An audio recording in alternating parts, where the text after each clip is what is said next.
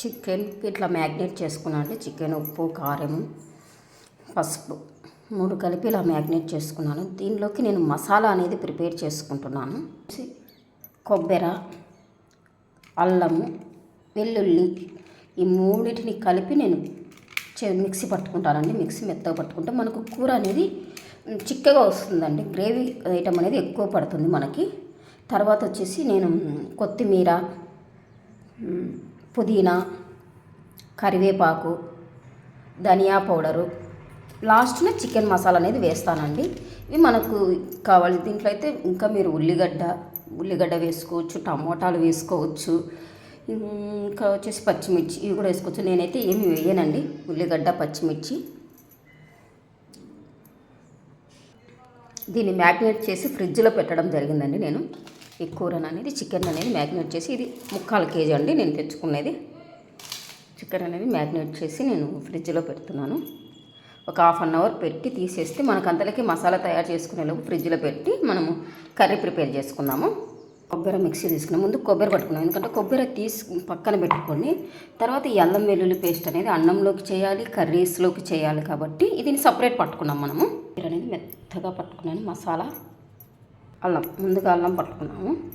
మెత్తగా రావాలి మనకు అనేది. అల్లం మెత్తగా వచ్చి తర్వాత వెల్లుల్లి వేసుకుందాము. అల్లం వెల్లుల్లి పేస్ట్ పట్టుకుంటున్నాను. అల్లం చూడండి, అల్లం ఇది వచ్చి కొబ్బరి.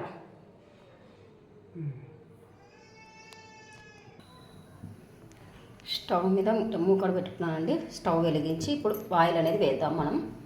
ఇప్పుడు ఆయిల్ పోసుకొని ఆయిల్ పెట్టేసుకున్నాను. దీంట్లో అల్లం వెల్లుల్లి పేస్ట్ అనేది వేసుకుందాము.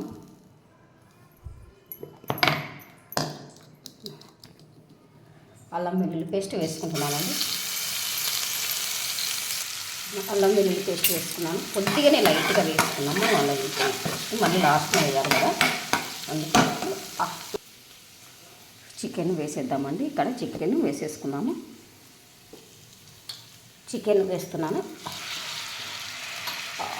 చికెన్ ఇలా వేసుకుంటున్నానండి. చికెన్ అంతా కొద్దిగా మనము మ్యాగ్నేట్ చేసిన చికెన్ అనేది ఇలా వేసుకోవడము చాలా టేస్టీగా అనేది వస్తుందండి. మ్యాగ్నేట్ చేసుకొని ఒక అరగంట సేపు ఫ్రిడ్జ్లో పెట్టుకున్నామంటే చాలా మంచిగా మంచి టేస్ట్ అనేది వస్తుందండి.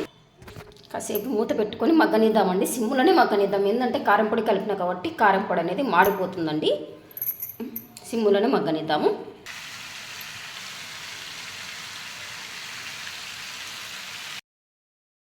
ఇలా వచ్చిందండి. దీంట్లో అల్లం వెల్లుల్లి పేస్టు మరియు వచ్చేసి నేను కొబ్బరి కూడా వేసానండి. కొబ్బరి వేసాను. ఇంకా ధనియా పౌడర్ ఇవి వేయలేదు, వేస్తాను. ఇంకా మనకు ఉడకాలి. వాటర్ వేసాను. వాటర్ వేసి ఇలా చేశానండి. నేను కొద్దిగా పులుసు మాదిరిగా పెట్టుకుంటున్నాను కర్రీ ఈరోజు. నేను లేదంటే ఎప్పుడు ఫ్రై లెక్కనే చేసుకునేదాన్ని.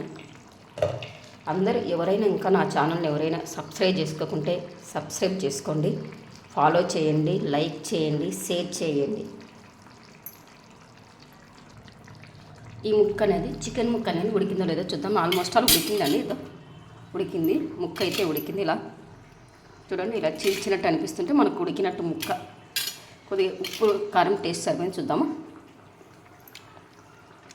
ఓకే అండి, టేస్ట్ సరిపోయింది.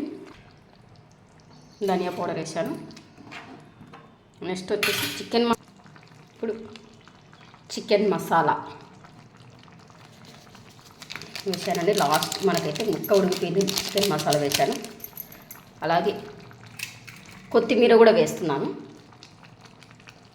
పైన. ఇట్లా కొత్తిమీర వేసి కాసేపు ఒక 2 minutes మగ్గనిద్దామండి. 2 minutes మగ్గనిస్తే పక్కకు దించేద్దాము. ఇంకా ఇది మనకు లాస్ట్ ఫైనల్ టచ్ ఇదండి. ఇంకా కర్రీ చికెన్ ఎమ్మి చికెన్ రెడీ అయిందండి మనకి. ఇప్పుడు ఎమ్మి చికెన్ చూడండి ఎలా ఉందో కర్రీ అనేది. కలరు అంతా చాలా చాలా టేస్టీగా ఉందండి. మీరు కూడా ఒకసారి ట్రై చేయండి చికెన్ కర్రీని.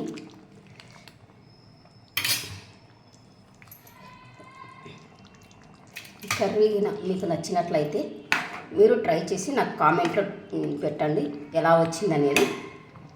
థ్యాంక్ యూ ఫర్ వాచింగ్ అండి. అందరూ నా